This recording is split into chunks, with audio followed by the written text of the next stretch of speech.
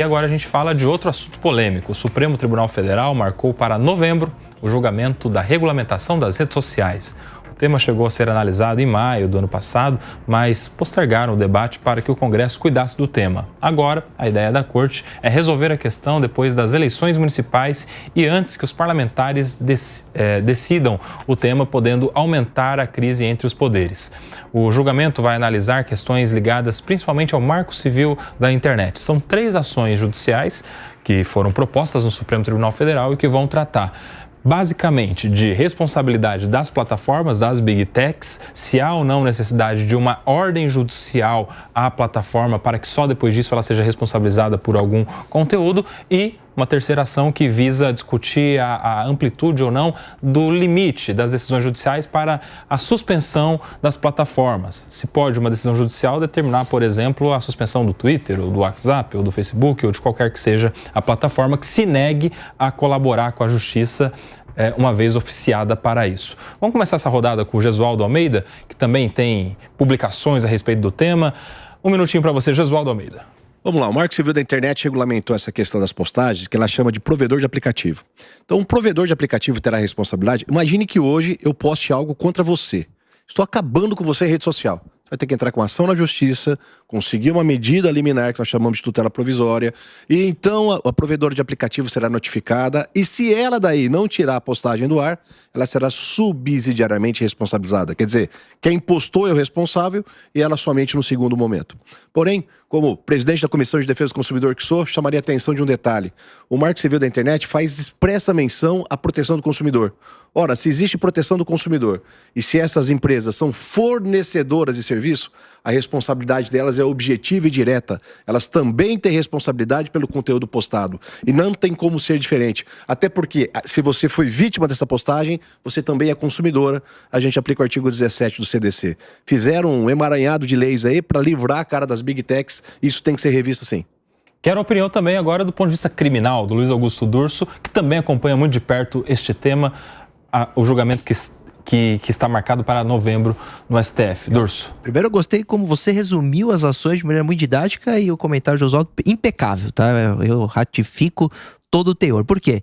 Primeiro porque o Supremo não vai decidir sobre pele das fake news, muito menos sobre liberdade de expressão ou de conteúdo. Vai definir só responsabilidade de plataforma, que é o que define até então o artigo 19 do Marco Civil da Internet. E o Oswaldo falou bem, o conteúdo às vezes é de pedofilia, de racismo, de preconceito, e o indivíduo é vítima e denuncia na plataforma. E sabe por que ela não remove? Porque enquanto não tem a decisão judicial, ela nunca vai pagar por isso. Ela simplesmente ignora o canal de denúncia. Por isso que a gente defende uma mudança na responsabilidade das plataformas, não para elas interferirem sobre o que o usuário vai dizer, mas que quando o conteúdo é manifestamente ilícito, de crimes brutais, a plataforma tem que agir de alguma forma quando provocada por notificação ou no canal de denúncia. E a sua avaliação, professora Priscila Silveira? Eu acho que não é terra sem lei.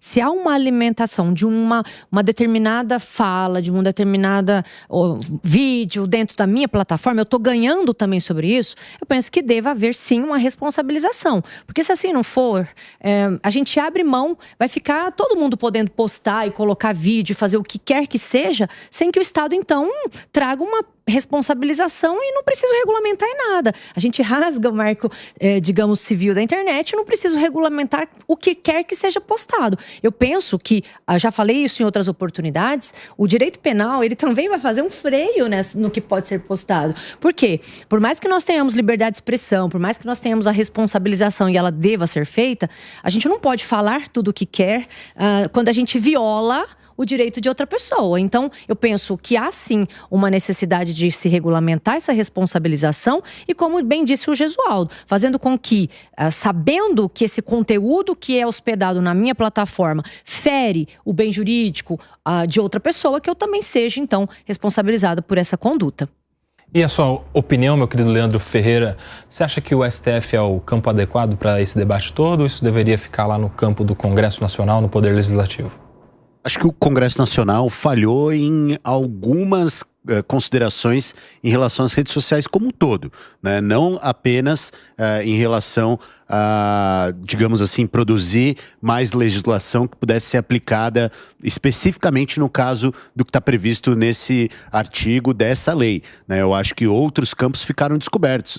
Por exemplo, como no caso das fake news. Embora todo o debate tenha evoluído lá com pontos a favor e contra, acho que falhou. Mas agora, eu acho que o que eu consegui entender do debate jurídico feito pelos meus colegas aqui é que isso atinge, por exemplo, o nosso cotidiano, às vezes mais do que a rede social como campo terra de ninguém na política, que é o que a gente tem debatido muito, né? Mas eu mesmo passei por uma situação lá de uma página patrocinada que divulgava um conteúdo que era publicidade. Eu fui lá, fiz uma compra naquele site que era um phishing. Ele imitava o site de uma empresa de material esportivo. Comprei, gastei lá R$100 e poucos, não recebi nada. A hora que eu fui ver, a página é falsa. Você vai lá, denuncia o anúncio e nada acontece. Ele tá lá até hoje. Pode, né? processar a Big Tech ainda que ela não será responsabilizada, mesmo entregando para você como conteúdo patrocinado e anunciado. Então, Guto, vamos discutir honorários depois aqui, que aí eu Você vai perder essa ação. Você vai perder essa ação porque a lei não te protege. Então, pois é, tá vendo?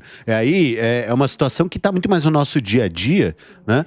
Do que propriamente a cada eleição chegar a esse debate sobre fake news. Então, phishing, anúncio falso, circulação de crime, mentira, às vezes até uma calúnia pessoal, acho que vai estar muito mais amparado depois que essa discussão no STF ocorrer do que nessa situação em que nos encontramos hoje. E você, Raquel, acha que esse debate deveria acontecer lá no STF, essas ações que foram lá protocoladas em julgamento, ou isso deveria ser discussão no Congresso Nacional por projeto de lei? A incompetência do Congresso Nacional, a inércia do Congresso Nacional ao colocar leis que regulamentem de forma inequívoca, claro, deu uma margem para a interpretação do STF e, inclusive, leis posteriores a serem sancionadas devem respeitar o posicionamento do STF. É consequência da inércia e incompetência do Congresso Nacional.